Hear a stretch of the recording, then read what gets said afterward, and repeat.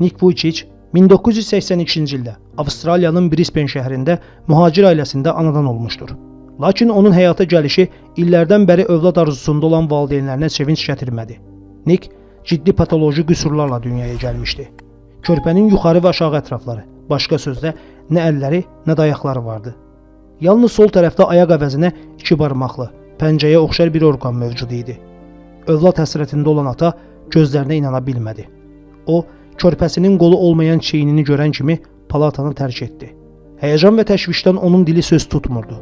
Özünü güclə əl alan atanın həkimdən ilk soruşduğu "Oğlumun əli yoxdur" cümləsi oldu. Həkimin cavabı onu daha da sarsıtdı. Körpənin nə əlləri, nə də ayaqları yoxdur. Doğum şöbəsində isə heç kəs onu körpəsinin yolunu həsrətlə gözləyən anaya göstərməyə cürət etmirdi. Ancaq bir qərara gəlmək lazım idi. Arzu olunan, lakin bu qədər bədbəxt olan bu körpənin taleyi nə cür olacaq?